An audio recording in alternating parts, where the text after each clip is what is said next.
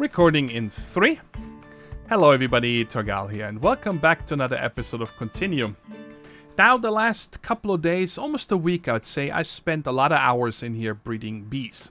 And I don't mind doing it all. I kind of enjoy breeding bees if I don't need to do it in every single series.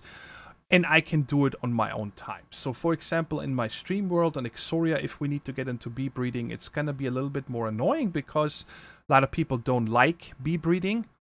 Which I have to say, by the way, I believe that a lot of people that say they don't like bee breeding have probably never done it. Because they're kind of shied away by the concept of it, okay?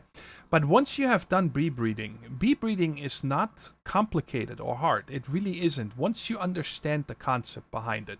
And I'm going to try my very best here to explain to you how I got to the stage I'm here. Because I just needed to have a refresher. And then it came back to me, it's like, yeah, this wasn't that hard. I remember now, okay? So let's just go through the actual way of finding out how to get a bee you want, okay? So, I want to get into Gendustry for the reason that I would like to get the advanced Mutatron here. This one will make my bee breeding life very, very easy. I can simply take 2 bees and then decide this is the offspring I want, and it does it for you. You don't need to put bees into apiaries anymore and keep cycling them to get the bees you want. It does it for you. It is fail-proof. That's what it is, right? So, everything here is easy to craft. We can do this, but the power module. The power module needs these scented gears together with raw DNA and liquid honey in an EFAB, right? This one we're going to work on today, and this one as well. And sorry if you got scared there for a second. I have an alarm set up that tells me sleep because night turned on. Let me show you this here real quick, how that works. I first had a note block over here, but it was just too quiet, right? And I wanted an alarm so when I'm alt-tabbed or I'm in the bathroom or I'm in the kitchen that I hear it. Because it makes it much faster to breeding. Breeding doesn't take that long. It takes 10 minutes per cycle about. I think, I haven't timed it yet. It's about 1 Minecraft day. And the queen turns and finishes its cycle in these apiaries. Of course, depending on the traits of the bee as well, but let's just say about 10 to 15 minutes. It's not that long. So I found this thing here, the alarm from Tech Reborn. It just takes 4 insulated copper cables, redstone, that's it. It's very simple, right?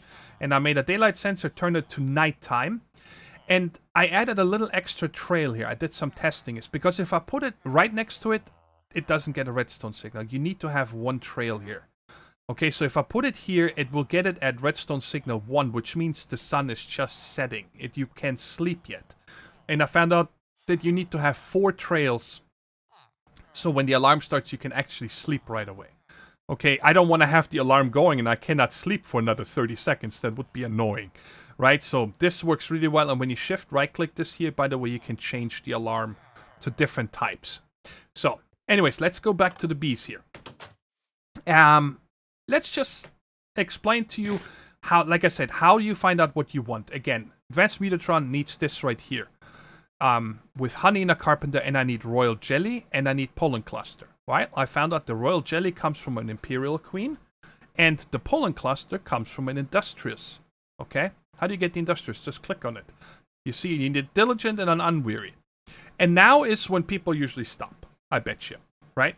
Because they think it's, oh my god, I gotta breed all these. Well, once you bred 1 type, you can just reuse it. It makes it so much easier, guys. And I hope I can explain that to you real quick. So, diligent is a common and a cultivated. It's actually not hard. These are very, very easy to get. The unweary is a little bit more because you need a diligent and a cultivated. So you see, I need 2 diligent princesses. 1 with a cultivated to the unweary, and then 1 with the unweary to make the industrious. Okay? So again, diligent is not hard to make. The only problem is that this one here can turn into 2 bees. It can turn into a diligent or a noble. And if we do that here, if we do usage on common, hopefully I can find this here real quick. Yeah, you see common and cultivated noble, or common and cultivated into diligent. So both of them have a 10% chance. And I have some on me right here to show you that I tried that just now, and unfortunately I got the noble. So I'm just gonna stop with this. no reason to keep going because the odds of me fixing that are slim to none. Okay, so I'm just gonna start over with this again, and let's just check what these are. Cultivated noble. And I'm out of honey. Let me grab some. We have tons of honey now, guys. No more. There's no more shortage on that. I'll also show you where I got the silky propolis from in just a second. Hello? There we go. Cultivated common. So these are all garbage bees. I have a couple chests over here I want to explain real quick. This chest, you guys see we have some frames in here. Frames that you cannot craft. Aha! Where did I get those from? I'll show you. These are all bees I got from the world. Okay, these are what I call the mundane bees. That you go out in the world, you use your... I was about to say pepper spray. You're a bee smoker. Pepper spray would not be good, I think. Plus a scoop, and you break the hives and you get them. Alright? These are all in here. Then this chest here is all garbage bees. And when I say garbage, is you see that. Cultivated common. Meadows cultivated. Meadows blah blah blah blah blah. These are all... have 2 species on them. I'm never going to use these again, but we're going to turn those into raw DNA later. And I had to start a second chest for those as well. These are all good bees that I'm not using currently, but they're all purebred. Okay? Cultivated, imperial, majestic, diligent. Excuse me. Ooh. You could actually try something with the diligent that I have not tried yet. We're going to do that. We're going to take a rocky bee and a diligent drone and put those together as soon as I get some room here. There! Perfect example. I'm so glad I can show you guys this. This right here shows me I now have a purebred diligent because I have 1 princess with 2 drones that are stacking. Okay? I can take these now and put them in my apiary over there. Okay? Whenever I get a bee for the first time purebred, and I can show you this here, my first common, my first cultivated, my first noble, my first majestic, my first imperial, and now my first diligent. I put them in here so I keep getting these drones. Because these are now... What? Okay. Because I know that these are purebred now. There is no way that if I use these drones that I get something that I don't want. Okay? Eventually, if you keep using these, you will get the bee you want. So, we can do this now. I want to try this. I haven't tried this yet because I think that Rockies with a Diligent, we can get another Diligent. I'm hoping this will work. So, we'll try it here. Well, this one turns into a common. We'll see what happens. Sometimes it's okay to test something. Over here, I started fresh to show you this. I put a Forestry Princess with a Meadows Drone. And then I got some weird combination. Forestry, common princess, and drones that were mixed, right? These 2 drones I'm not going to use. I'm just going to show you why. This is forest common. You would use this on the very first time you trying to get a common bee. Because it has common in the name. And this is a meadows common. You would use one of these, right? To get your pure breed common. But that is the reason why I'm breeding all of this. Because I have purebred drones right here. So now if I take this one, what is this princess here? Common Meadows. I take it out. I take this common Meadows with a pure common. This is going to turn into a common. And then I take another one of these commons and put it back in there until this princess is here purebred. Again, showing you with stacked drones. Alright, I hope that makes sense. It's not that hard once you bred the first ones. So now what's the cycle? Again, let's come over here, recipe. We take forestry, meadows, makes us common. Then, guess what? To make the cultivated, you take one of those common princesses, that one that we're working on right now, plus a forestry, a meadows, a modest, any one of the mundane beasts, the ones you find out in the overworld, and you make a cultivated. Put that in here, breed it until... This is actually very nice because it gives us a lot of these honeycombs. The cultivated is very productive. Alright, then the next one is noble, which is again a common plus a cultivated that we just have. And that's easy, because I can just take one of the cultivateds from here, turn it to a noble queen. Majestic, noble plus cultivated makes majestic. Imperial, noble and majestic makes us imperial. And this is the one that I just did. Diligent is common plus cultivated. Can turn in 10% chance to turn into diligent or 10% chance to turn into Unweary. And that's the second one that I'm working on. No, sorry. Diligent or Noble. And then the Diligent one here is the one. Diligent and Cultivated turns into the Unweary. That's the one I want right now. So, to me, all of this is very easy now. Again, the very first time you breed a bee, your very first common bee, your very first cultivated, those take a little bit longer, okay, to put them in. Just keep putting them in here. Just look for the traits you want. You know, this stuff here. That's why I have this chest. Let's check here. There is one. Common Meadows. If I would start fresh now and I get one of these together with a princess that says Common Forestry, I put those two. Both of them have common somewhere in the name, either in the front or in the back. Eventually you get a common princess and a common drone. And then you just keep breeding them until you get purebred, meaning you don't get any extra drones. They stack. And that's it. That's the game. And that's how you bee breed. It's really not that hard. And I hope that some of you are going to try it because it's very rewarding when you get to this stage especially. I can't wait until we have the Unweary. So, okay, so now the next thing is I wanted to show you guys real quick is I have 42 emeralds. Where did you get all these emeralds for? I'll show you. I went villager shopping, guys. And I set up all these fields. There's lots of string around the corner and these right here for trading with villagers. Because I stumbled across these, I made these first. Let me show you this. I wanted to have some frames to up my productivity so I get more honeycombs, right?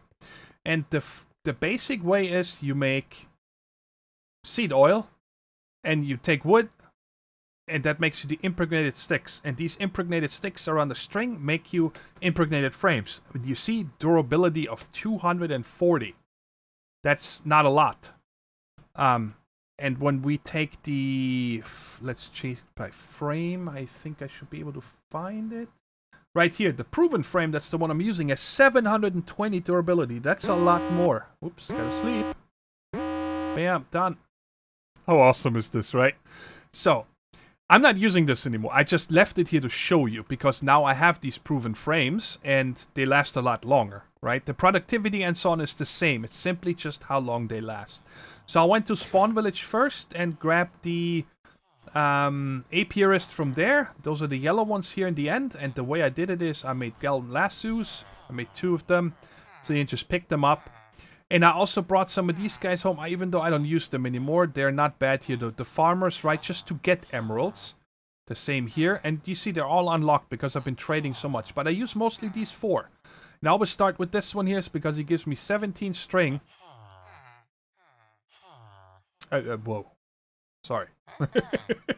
This way. Alright. Trade locked. Trade locked. Now we'll go over to this guy. Trade locked. Go over to this guy. Trade locked. Go over to this guy. And trade locked. I just did it earlier. I'm guessing. That's why. But first guy is still locked. Now if we do some trading down here, these guys will unlock. What do I want these emeralds for? Is this stuff here. Alright, these guys are okay. I kept them just so you guys can see it. What does this be again? Wintry. I don't really care about anything from this guy. Maybe the Ender Drone or the Monastic later. But right here, 2 emeralds for 5 proven frames. That's a pretty good price. This one here is not so good. This guy is 1 for 3. And then I found this guy. That was the last guy I found. Check this out. We get Silky Combs. That's where I got the Silky Propolis from. So I can take wheat and get this. And check out this trade here.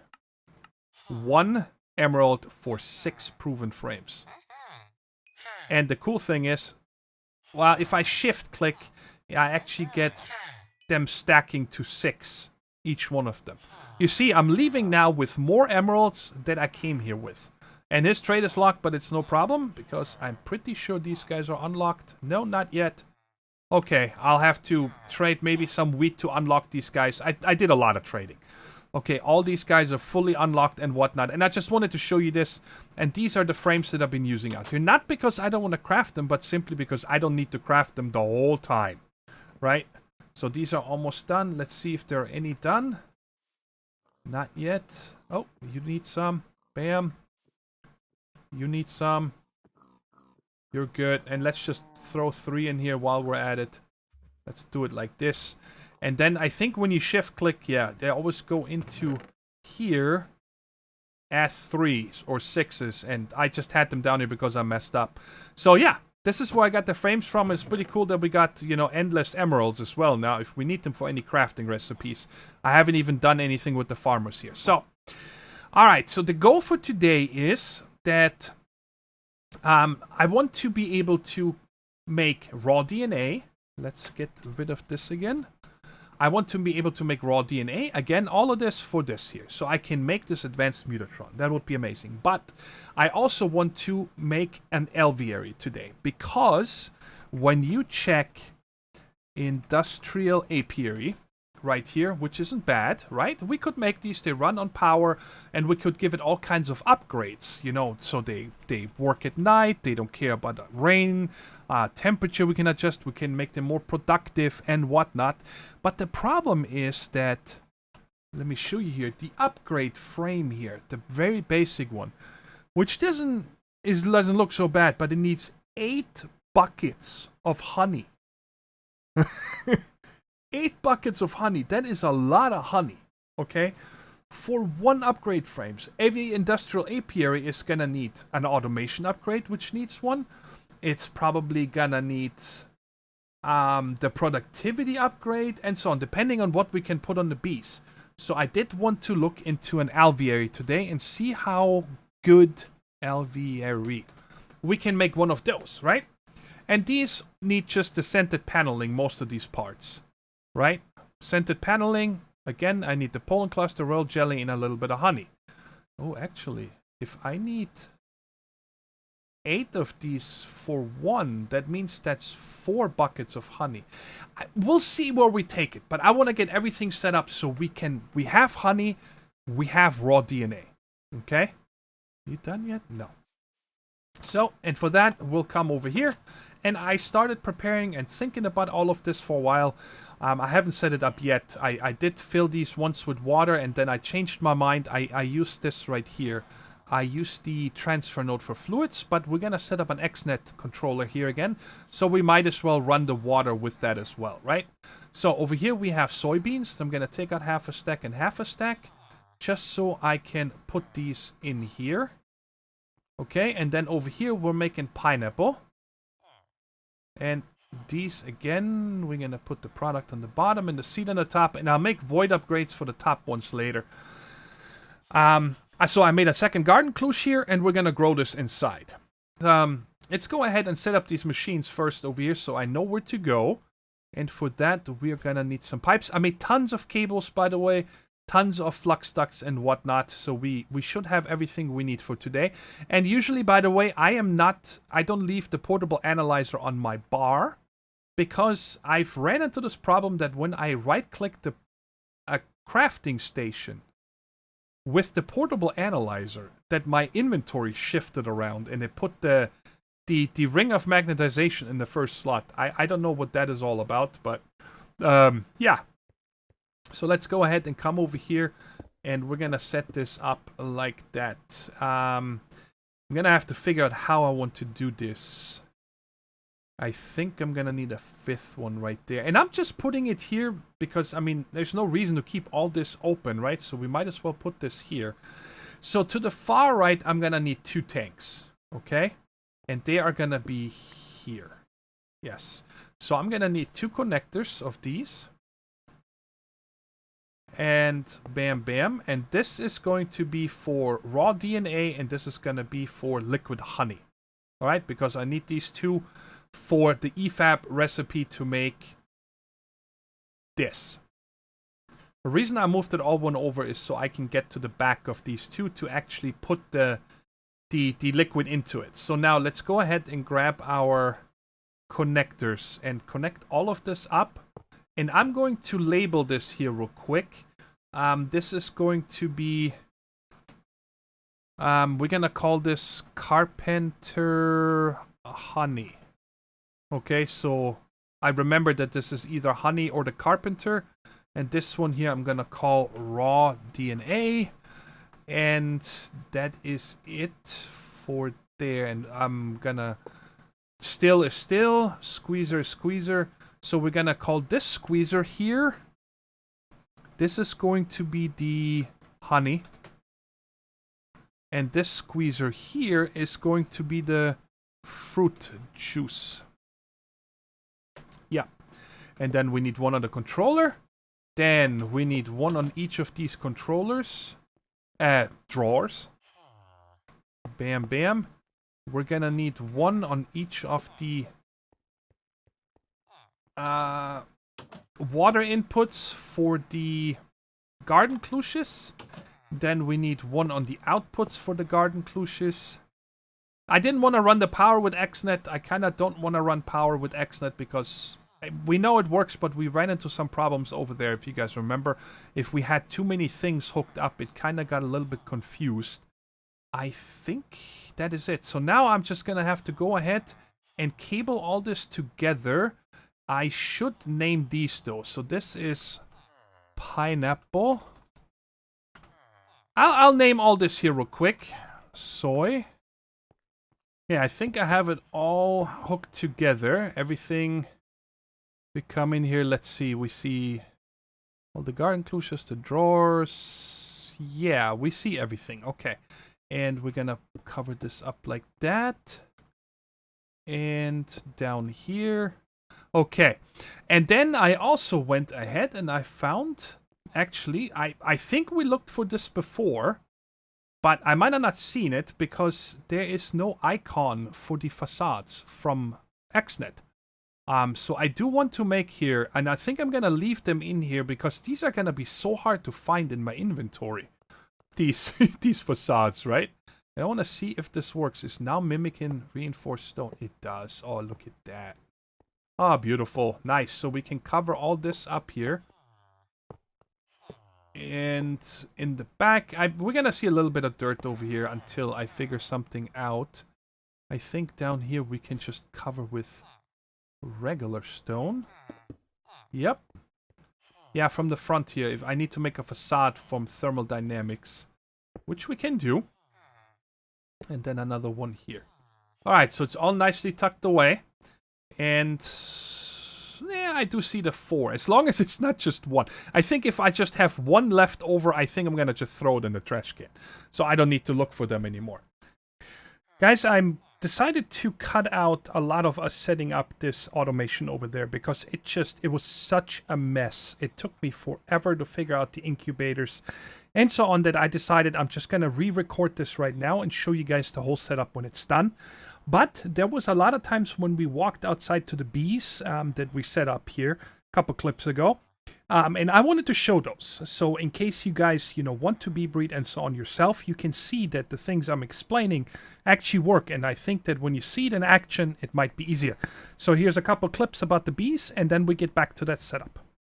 All right, let's check over here real quick. So we with the Rocky, this is the one that we put the Rocky with the Diligent. Let's just see real quick what that turned into. Rocky Diligent. Rocky Diligent. Guess what I'm going to do now? I'm going to take this Rocky Diligent and throw it away. And we're going to grab ourselves a new fully purebred Diligent drone from here. And, wrong one. Put it in here. Now this should turn into another Diligent. And you guys remember I needed the second one. And the second path over here, we did the common. Let's check out what this turned into. Common meadows. Common, but different traits here. You guys see that? So that's going to be a pain to get purebred. The same with this one. This one is it's a good common. This one is a garbage common because it's a mix. And I'm going to put this princess back in here with one of my purebred common drones, which comes from that apiary over there. And eventually here, probably this or next cycle, this will become a good, fully grown common, which then I can use to make another Diligent, right? And this one hopefully will turn into a Diligent. So you guys see, it's not that hard anymore once you get going. Yes, let's go ahead and check on these bees here real quick. I've been neglecting them. Let's see if we get something good. Alright, you guys see here the pollination and the production are still different here. The same with the flower type, flowers and rocks, and this here. So there's 4 traits. What the heck is a tolerant? Whoa. Diligent, diligent, and these are all pure. This is a... Oh, no, there's one off. But that's fine if it's just one. So I'm going to put these back in here, and I hope it just stays a diligent. And over here, we'll check. Common, common. Same, same, same, same, same. Pure one. Pure. So now if I put these two together here, when they're coming out of the cycle, we should have stacked drones here. I'm still working on making the incubators, but I wanted to show you guys this real quick. I didn't pay attention there, guys. I'm sorry. It still showed you how it works, but the Rocky I took out of here was an ignoble instead of pristine, so it will die eventually. Whoa, sleep. Get rid of the noise. But you guys see, after the first cycle, when I took that purebred diligent from over there, it now made us a diligent princess with a diligent drone. And let's check real quick how pure this one is. It's not fully pure yet because these two traits are different. These two are different. So it will keep making me different princesses. Short, slower. So this one I'm going to take away. And I'm not going to continue because this one is ignoble. I would take a fresh one out of this and put it together with that. Because I know this one has all the same traits. So, but I'm going to get rid of this one here because, well, it's an ignoble. And this one I'm just going to put up here. But check out this one. Common and 2 common drones. So I know this one is purebred. And this is what I told you. As long as you take your purebreds, shortest, fast, slower, flowers, 2. Absolutely purebred. Shortest, fast, slower, flowers, purebred. And I bet you that if I take these, let's just take one and identify it and put it here, it's stacked with this. You see? So it's the same one that I have going in here, this princess now. So that's awesome. And it allows me to put this one now together again with a cultivated to try to get another diligent. So that's what we're going to do here. And I hope that it makes sense what I'm trying to show you here, guys, that once you get to this point, again, I'm taking a pure one out of here, even though I have a ton up here that was from this queen. Let's see how many cycles this one was going. We can see that once I identified 41 generations. Okay, so this one made me a lot of them. So anyways, let's put this one with that one, and then hopefully it will make me another diligent. And these commons, you see, I have more of those stacked up there. So as I said, that this got very messy here, and it looks way different, right? But I wanted to show you guys the whole setup on how we get this raw DNA and how we get the honey, right? Instead of just, you know, I could have filled 2 episodes with me derping around here. It took me forever to figure out these 3 right there. So everything starts again with the soybeans and the pineapples over there. And then the first machine that we're going to, for example, is right here. We're just putting honey via the XNet into the squeezer, and it makes us honey. And this propolis here, the side product that I'm getting, I'm just taking out by hand. And I keep putting it onto over here, because if we ever want to process this, you put it back into a centrifuge, and then you get the sap, for example, which I don't know if we're going to need this or not. Okay, so the honey, that's it. And the honey goes then from here to the carpenter. So the carpenter is full, as well as our honey reservoir or our honey tank over here with 16 buckets. So that is all done. That is the easy one. And I'll show you the XNet stuff here afterwards, because I found out a couple more things to make this easier. Anyways, so the next step is that we are putting the pineapples into the squeezer to make the fruit juice. And then we take the fruit juice and bring it into the fermenter together with the soybeans as well as fertilizer. And that makes us biomass. Now this one comes via XNet from over there, but above all the things that I need to manually fill for this whole process, I put the drawers on top and I put these item translocators underneath it. Initially when I set it up, I actually used hoppers, but the problem with these blaze hoppers here is that they of course also hold 5 stacks each. So I couldn't really see, hey, I need to bring more, because I, like right now, this would show 0, but I would still have 186 waiting, right? And of course this we made already for our forestry multi-farm, which is just apatite with sand on top and below. That makes us this right here, right? So that's how we get the biomass. And the biomass goes into the still right here. And there's nothing else, and it just makes us ethanol. All right? This ethanol, we pump over into this gene pool. This gene pool right here. Ethanol goes here, and then other things go here, like bees, and then there's also apparently certain saplings and flowers we could use here, but I've only used bees so far. And I've used all the garbage bees already, all of them. And then I started also taking out these bees here. These are the ones that we had in that apiarist chest, which I had just stacks and stacks of them. And I turned them as well. They just go into here, and then they automatically get processed into raw DNA. And that raw DNA goes into here, and we're up to 1.5 buckets, which is a lot, because a drone only gives you 10 millibuckets. So this is 150 drones already. But we also need this enzyme to put in here. And this is where I couldn't figure this out. But anyway, so let me show you how I set it up now. So you need an incubator with water. And then you put this growth medium in here. And the growth medium is crafted with bone meal and sugar. The bone meal I got from our mob farm. I put the bones into the crusher to get 6 bone meal per. And the sugar we have endless, right? And that makes us this growth medium. The growth medium I'm pumping over here. Right there. And if we put wheat in here. I don't have any more. I set up more wheat in this farm, and I'm harvesting this over here as often as I can. And then you put wheat in here, and that turns into bacteria. And the bacteria you pump into a third incubator right there with sugar, and that makes us enzyme. And then this enzyme, like I said, goes into here. We have plenty right now. It doesn't need that much enzyme, right? It fills this reservoir here. Now let's take a look at the XNet controller and how I set everything up in here. There's lots of stuff going on in here, but it's really very easy, right? Because it all starts here on channel 8, actually, where I'm extracting water from the sink on both of them, and I'm inserting it into the garden cluches, as well as this incubator right here, because this one needs water. And then I also reuse this channel here to extract from the still the ethanol and put it into the gene pool right there. Okay, so it comes from there to here. Now the thing is, before I continue, is, and that's where I ran into a lot of the problems, that I didn't set up any filters. I did not know that there was a liquid filter, guys, that you can see here that I set up for every one of them. Now you can put it into this slot right there, and you just always take a bucket of whatever you want to put.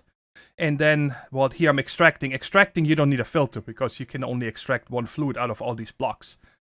And I did the same over here, for example, right? For the honey. And I'm inserting the honey into the carpenter as well as into the tank. The difference what I did here is, on the carpenter I set a priority of 1, while the tank is priority 0. So I always want to make sure this carpenter down here gets the liquid honey first before this. Now, I noticed that it doesn't actually work all the time. I'm not really sure why. They still somewhat fill at the same time, just not the same amount. It was always, there was, let's say, I was up to 4 buckets of honey in here, and I had a bucket in there. And then I had 8 buckets here and 2 buckets there. So it still distributes a little bit, but it prioritizes this carpenter here first, right? All right. So, and then on channel 6 here, we are extracting from the fruit juice squeezer, and we're putting it into the fermenter, and we are extracting from the fermenter and inserting into the still the biomass, right? And then channel 4 here is to go from the incubator 0 and put it into the incubator 1, the growth medium, and then from that one we're extracting and putting the bacteria into the next one. So that water turns into growth medium, which we put into here, which turns into bacteria, which we put into here, which makes us the enzyme, which we're putting into there, right? I don't want to go any more further, because it's quite simple. The only thing is that I had a lot of problems go wrong with fruit juices going into other ones and honey going into other ones until I started setting up the actual filters, guys. So when you do something similar here, always just uncheck all the channels when you set them up. Then give the machines, you know, the items that they need to make the liquid, so you always get a full bucket. Take that bucket out and set the insert filter up on the next machine first, and when everything is set up, just enable the channels again and done. All right, so, and I decided to use the item translocators Again, because I didn't want 5 stacks to just sit in the item hopper. Now, I have done a lot of bees. A lot of bees put through here. And we're up to 3.7 millibuckets of raw DNA. Now, that equates to 370 bees. Okay, so that's, what is that? 5-ish stacks of bees. So this chest that was over here is gone. I emptied it completely. In here, we had a couple of stacks. And I just kept one of each so far, so I got rid of all the other ones. And the next thing I'm going to do now is, these are the good ones, is I'm going to take all of these bees. These are all the garbage bees that I'm never going to use again. And we're going to just keep putting them into here to keep making raw DNA as much as I can, right? And it just come down here into the hopper and then into there. And then you see, it just turns that into raw DNA and it goes over into our tank. So, but now let me show you guys the happiest thing of today is I got the Industrious Princess. Yay! We finally did it. Man, this actually took quite a long time, guys, to get this last princess. If you look through here, how many of the Unweary and how many more other Cultivateds and Diligents I have, and then all the garbage ones that I just took out from down here, it took a very long time. A lot of times the Diligent then turned into... what's the other one that we can do? Diligent and Unweary. There was another one that I kept getting. And no, yeah, it just turned back into Diligent. That's what it was, yes. It's actually been 2 days since I recorded. I had to do a lot of other stuff, so there's a little bit of a break from me, so I had to remember. But this looks good. This is a pure princess, and how we doing here? Oh, I got lucky there. Just this one here. So I'm gonna put this one back into here until it's a purebred one. And then I'll put it into the very last one over here. I think it's the last one here. Yes, I have this one left out. And then we're gonna get the pollen. Look how much stuff is in here now. How many extra bees. So I can probably... Yeah, check it out. I got a ton of Noble. A ton of Imperial. The other ones I'm gonna leave. And I'm gonna put these 4 stacks into there to make us raw DNA. I mean, I'm getting so many of those now. So we'll put those in here, and I don't need you either. Just get out of here. So, we got our first 4 pollen cluster now, but unfortunately that is how far we can take it today, because if you look at the advanced Mutatron that I wanted to make today, we do not have ender pearls. I don't have any ender pearls left, none. And our mob farm did not work anymore. Reason being is that right here was one of the ferro lamps. This thing right there. And that actually lit up the entire mob farm down there, right? And of course I want to have that back to keep my area up there torch free and still safe. So right now it should work. Oh, I removed the... Ugh. I gotta get this from... There it is. Give me that back. Sorry if you guys can hear a really loud motorcycle driving by, but that's just the way they do it. Oh, I cannot place this now, can I? Oh, bummer. I'll fix this in a second, okay? I'm gonna have to turn off all the lights and then let them despawn. When mobs spawn on Cursed Earth, they despawn quite quickly. I don't even need to get out of range. I forgot, is it like 12 seconds or 15 seconds? Quite quickly.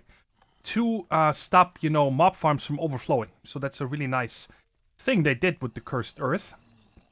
But let me show you here 2 things. Number 1, let's just go there. Home mob farm. Underneath... Ooh, hello. I did not light this up properly. Let's put one there. Let's just make this safe real quick. And I'll finish working on this until next episode, of course. Alright, and then one more over here. Good. So I'm pretty much straight underneath the base. Let's turn this off right there. And in this chunk here. And I want to make a new mob farm down here. You know, I'm down at Y12, so no feral lamp will ever come down here. And then this time we're going to set it up nicer, right? With lights on the ceiling so we can disable if it's needed. It's much bigger. And we're going to use vector plates. The vector plates are easy to make. I'm going to make all that between episodes. But there's one thing that I wanted to ask you before the end of the episode. This monolith of experience from Dark Utilities. I'm probably just gonna try it out, but in case I forget, maybe you guys can let me know. Have you used this before? Does that suck up experience in the world? Because my thinking is that I'm gonna have all these mobs. There's the middle. I'm looking for the middle right there. Be pushed over to here into a 2x2, pretty much like how we did it on Unbound. And they're gonna fall down here and they're gonna land on 4 spikes, right? And then they're gonna get killed, and then I'm gonna have a vacuum hopper down here for items.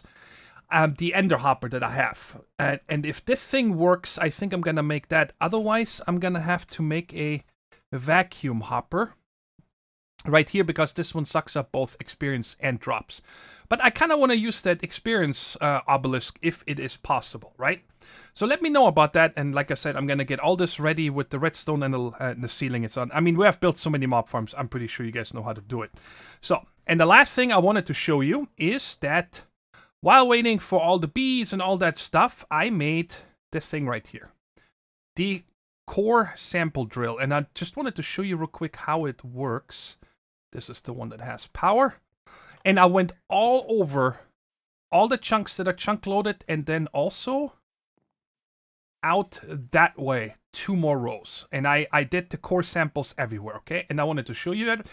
First of all, when you hold this thing here, you see that there is actual chunks being displayed. I like this a lot. So you just place this down, and I need a lever right there. Put this here, turn it on, and then just place this down real quick to give it some power. And then when it's right there, I break it again, and it should be enough to finish its job. So I don't waste a lot of power. There we go. I have 1000 RF left. And now if you right click this, bam, we're gonna get a core sample, right? Which is the same one that I already have down here. Shift right click, you place them. Shift right click, they pop back out and you can pick it up. And you see here, it says Lapis Vein. So it shows lapis and iron. So I believe when we set up an excavator here, that it will get us lapis and iron. I'm just going to destroy this one because I already have one here. And the reason why I made this is that one of you guys left me a really cool comment saying that, hey, if you're looking for diamonds, maybe look up to set up one of these. The excavators, right? And I thought, I'm like, why not, right? Let's find some stuff here. So this is certainly nice to get lapis and iron, and I'm just gonna go around and show you a couple that are really good. I also did them inside the house. You guys see them right there, but I didn't find anything but water, because there are 3 chunks inside of our house. I didn't find anything but water, lava, or nothing. This one here is very interesting. It shows nickel. And I think this up here is possibly platinum, nickel, iron, and then crude oil. So these 4 things we would get in this chunk right here. If we do it, right? I always place them in the chunk so I know where they belonged.